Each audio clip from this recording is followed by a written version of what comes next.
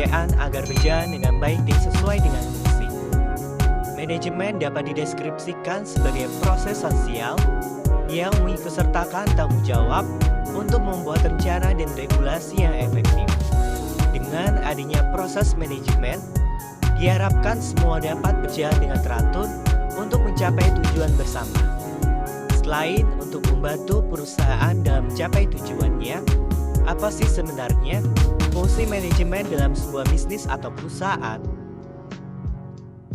Pada hakikatnya, bila dikombinasikan dengan pendapat-pendapat para ahli, maka fungsi-fungsi manajemen adalah sebagai berikut: forecasting, planning termasuk budgeting, organizing, staffing atau assembling resource, directing atau commanding, leading, coordinating, motivating, controlling, dan reporting. Dapat disimpulkan bahwa terdapat beberapa kesamaan yang tercermin pada fungsi-fungsi planning, organizing, dan controlling. Sedangkan fungsi-fungsi lainnya merupakan cara penyebutannya saja yang berbeda, tetapi mengandung arti yang sama, yaitu terdapat pada fungsi staffing, directing, atau leading. Yang pertama, perencanaan atau planning, yaitu pemilihan atau penetapan tujuan-tujuan organisasi, penentuan strategi, kebijaksanaan, proyek, program, prosedur, metode, sistem, anggaran, dan standar yang dibutuhkan untuk mencapai tujuan. Pembuatan keputusan banyak terlibat dengan fungsi ini. Semua fungsi lainnya tergantung fungsi ini, di mana fungsi lain tidak akan berhasil tanpa perencanaan dan pembuatan keputusan yang tepat, cermat, dan kontinu. Tapi sebaliknya, perencanaan yang baik tergantung pelaksanaan efektif fungsi-fungsi lain.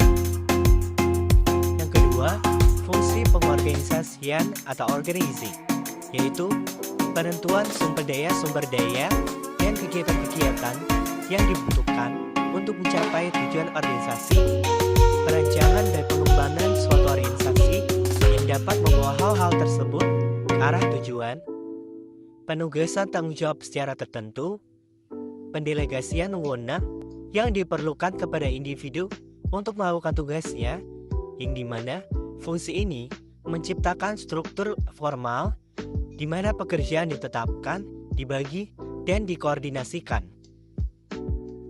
Yang ketiga, ada penyusunan personalia atau staffing, yaitu penarikan, latihan dan pengembangan, serta penempatan dan pemberian orientasi karyawan dalam lingkungan kerja yang produktif.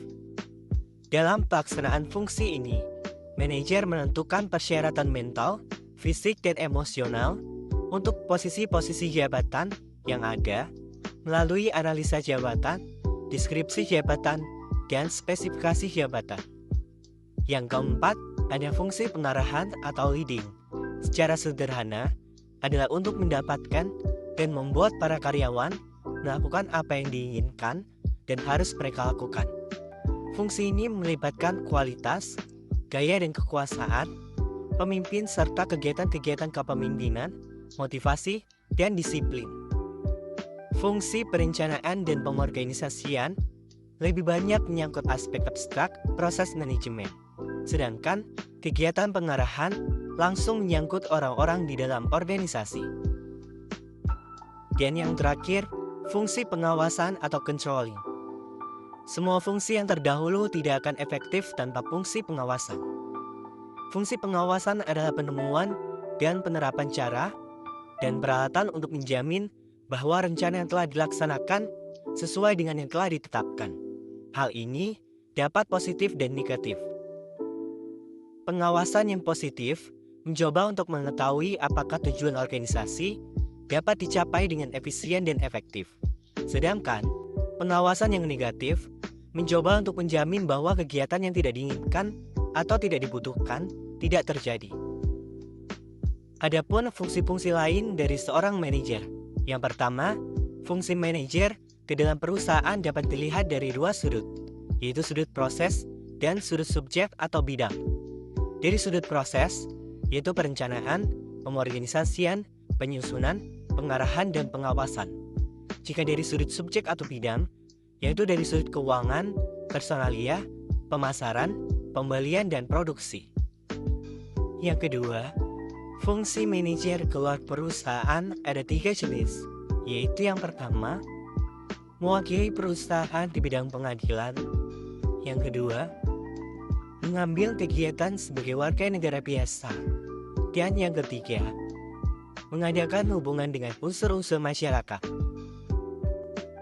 Adapun juga kegiatan manajer untuk menghadapi masyarakat luar, yaitu mengadakan pengumuman, menyelenggarakan konferensi pers dan pertemuan, menyelenggarakan pameran, mengatur siaran melalui radio, mengadakan kontak dengan unsur pemerintah dan masyarakat, membuat analisa dari pendapat umum, dan menerima kunjungan dari pihak luar ke dalam perusahaan.